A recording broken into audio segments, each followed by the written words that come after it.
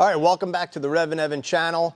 We're back in the shop, as you can see, with a pile of parts and a box of stuff that we're going to show you in just a few minutes. Wanted to give you a few updates. So next week is going to be a big week for us on the channel.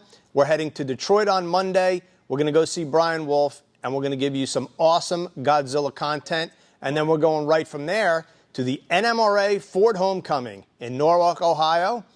That's going to be April 8th through 11th, and Abe and I will be out there at the track all weekend. So if you're coming out, be sure to say hello. It's going to be a really great event. We're bringing out all the old Pro 50 guys. We've got Steve Saleen coming. We've got a bunch of Fox body Mustangs that are famous. The Racing Jason car is going to be there. Joe DeSilva is bringing his car. The Briantes, all the guys from the old school, plus SVT reunion, Fox body reunion, and all the great NMRA drag racing that's going to take place at Norwalk. All right, so you're probably wondering why I'm sitting in front of a bunch of rusty, crusty parts. Well, these are the parts that came out of the Cyclone. We're doing a complete rear end rebuild. We already did the Heights Super Ride 2 front end, and now it's time to do the back of the Cyclone. The Godzilla is sitting in there. So this right here is the original 8-inch rear that came out of it. It's not a 9-inch. And, you know, it served its duty. You can see the old leaf springs. And this stuff's pretty heavy. We haven't weighed it yet, but it definitely weighs more than the stuff that's going in the car. And this is just old 50-year-old shocks, snubbers, brackets, shackles, all the things that have come out of the car. The new stuff that's going in is the Heights rear suspension, which is a triangulated 4-link. It looks pretty much exactly like what you'd find in the back of a Fox body Mustang. So you have two lower, pretty much parallel lower control arms, and then two upper arms, and it's all adjustable so you could set the rear end and pinion angle and all the good stuff. And then we're going to be installing coilover shocks. We'll show you all that in just a few minutes because it's way better looking than this stuff. But in this box right here, put the instructions to the side. We just got this, and we're going to unbox our brand new component for the Cyclone. We're very excited about this. We love new products, so let's take a look. All right, here we go. Let's crack this thing open. I don't even want to say who it's from yet because that will give away what's inside, but I'm excited. And Abe's on camera, and he's excited too.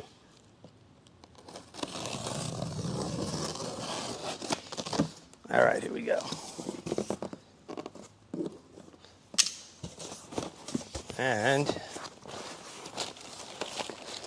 we have one of these. I'm not even showing you what that is yet.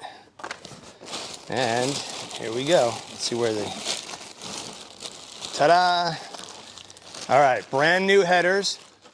Godzilla headers from Ultimate Headers in Ohio. We're very excited. We've talked to the guys over there, and they hooked us up with these headers. I don't know if they're going to bolt right on, or we don't know if they're going to fit, because nobody makes a set of headers for a Cyclone with a Godzilla. But these are some beautifully crafted headers. We saw these at the PRI show at first. So I already know the specs on these. This is 2-inch primary pipes. This is a 3-inch collector, and this is a mid-length style, almost like a tri-Y header. It's not a tri-Y design, but designed so you could really have an exhaust system that tucks up nicely under the car. And one of the things I really like about the Ultimate Headers design are these flanges. Each individual pipe kind of slides in, and then it's welded completely all the way around from the inside. And then you can see how thick the flange is. Looks like it's about a 1/2-inch thick flange, so you get a good seal. Of course, what I pulled out first was the Cometic gaskets that come with the kit. It also comes with the hardware, which is, I'm going to assume, in the box. We didn't dig in there yet, but I know that they said that we get hardware with it. And here's a look at the header. So what do you think? O2 bung. The bottom bolts are slotted right here, which makes installation a little bit easier because you get the top and you can slide those bottom bolts in, or put the bottom bolts in first, slide the header in, and then put the top bolts in. They do a great job. Check them out. And we're going to take the other one out, and we'll see if they fit on the car. All right, Abe, let's give it a shot. Let's give it a shot. It's a nice header. I like it. Let's see. You think it's going to fit? I mean, it looks like it'll fit, but I don't want to jinx it. So far, so good. I'm probably off by a couple of inches here. I don't know if you can see this, but it looks like I have to trim that firewall a little more, especially since I moved this engine back a couple of inches. It looks like that's what the problem is, on this side at least. Not a big deal, but I'll make it work. All right, let's see this side, how this fits. I have a feeling it's going to be the same issue with the firewall.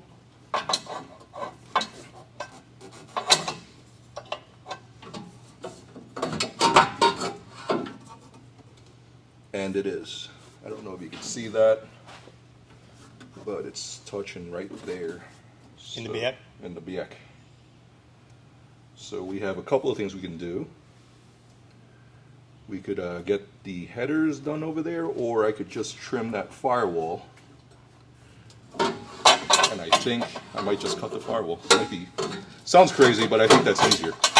So before you say ultimate headers, they don't fit this or that, this is like a completely custom setup here with a Heights front end, motor pushed back. So of course nothing is going to directly fit there. So yeah, a little bit trimming here, trimming there. I'll get it to fit.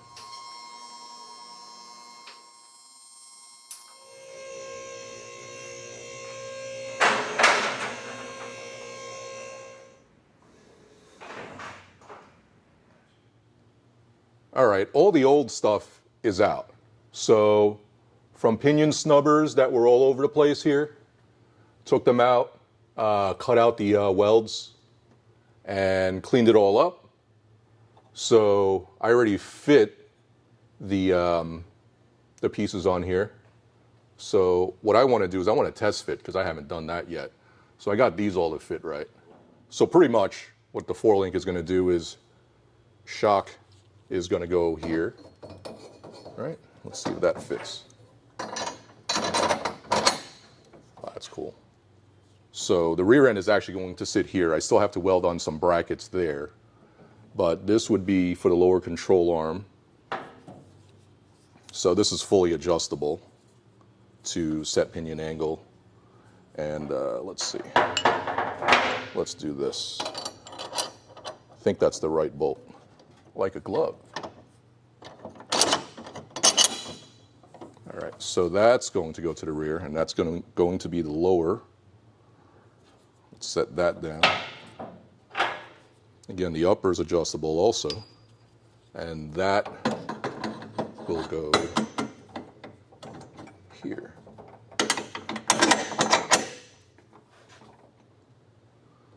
So this is how the rear is actually going to sit. The shock is actually going to be mounted in front of the rear a little bit, where the lower control arm, this one, is the center line of the rear, and this will be on top a little bit in front of the center line of the rear. And you could actually see, if you take the other angle, you could see how the lower control arm actually goes in, and so does the upper, while the shock on the bottom goes towards the outside of the car. Again, it's approximate. The rear isn't here yet, but it's nice to know that I know where everything is going to fit. And it looks really badass too. All right, so taking a look at the upper and lower control arm components and how they sit in the vehicle, if Abe raises the lower arm up, you can see it's on a slight angle from the rear outward. We'll zoom in a little bit on that, and you can see it's not exactly straight. And then if he raises the upper bar, you can see how it's on a more severe angle towards the center of the car. So in a full drag car, you would have those arms parallel front to back. Okay, they'd be on the front to back plane of the vehicle, and you would need an anti-roll bar, a wishbone, a panhard bar, something to keep the rear centered under the car. By triangulating or moving those arms on an angle, okay, having the upper bar especially inboard, and then it angles out as it meets the chassis, what happens is then when both of those bars are in place, the rear cannot move side to side, yet the design of the suspension still allows for up and down movement, which I'll come around the side of the car here, because when you hit a bump or any kind of imperfection in the road, the rear will travel up and down, and those arms will travel up and down with it so that the tire can remain compliant with the road, despite whether you hit a bump or during launch when there's movement in the rear axle.